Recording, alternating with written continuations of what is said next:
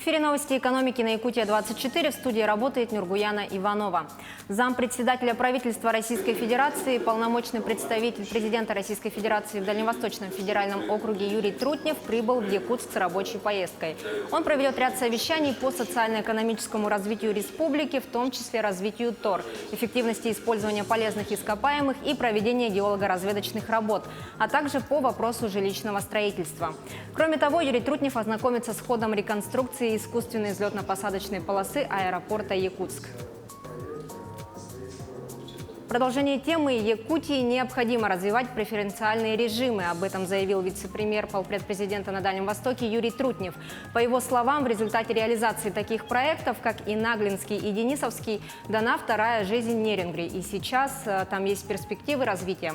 В целом он отметил, что обе территории опережающего развития рабочие, живые и приносящие пользу населению. Напомним, что ТОР Южная Якутия включает проекты группы «Колмар» с заявленным объемом инвестиций 104 миллиарда рублей, из которых 51 миллиард рублей уже вложен. При этом создано около 5000 рабочих мест. Что касается ТОР Якутия, где насчитывает 24 резидента, то сумма инвестиций составила 12 миллиардов 400 миллионов рублей. В ее рамках планируется создание 1400 рабочих мест.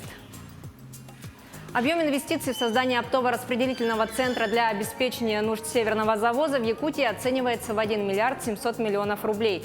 Оптово-распределительный центр на правом берегу Лены напротив Якутска создается в рамках расширения границ ТОР Якутия. Он будет представлять собой многофункциональную организацию для производства, приемки, хранения и переработки продукции, местной продукции и продовольствия. В перспективе планируется реализовать вторую и третью очередь проекта. Управление архитектуры и градостроительства при главе Якутии выдало разрешение на первый этап работ по возведению моста через реку Лену.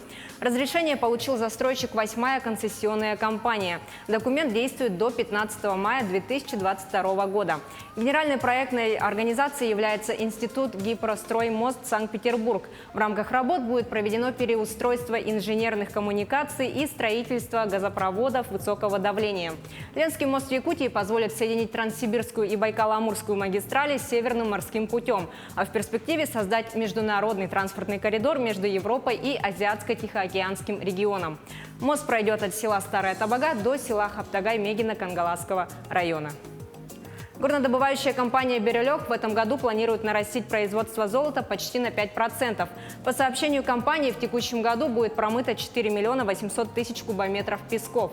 Для сравнения, в прошлом году золотодобывающая компания в 3 раза нарастила чистую прибыль до 2 миллиардов 390 миллионов рублей на фоне незначительного производства и росте цен на золото. Компания «Берелёх» владеет 50 лицензиями на пользование недрами в Магаданской области и в республике Саха-Якутия. Предприятие ведет разработку участков через подрядные организации. Якутские производители участвуют в отборе на субсидию по корпоративной программе повышения конкурентоспособности в рамках нацпроекта «Международная кооперация и экспорт». Это СейБиЭм, Севералмаз-технологии, Керге, Григори, Якутский ювелирный завод, Аурифекс и Сахабулт.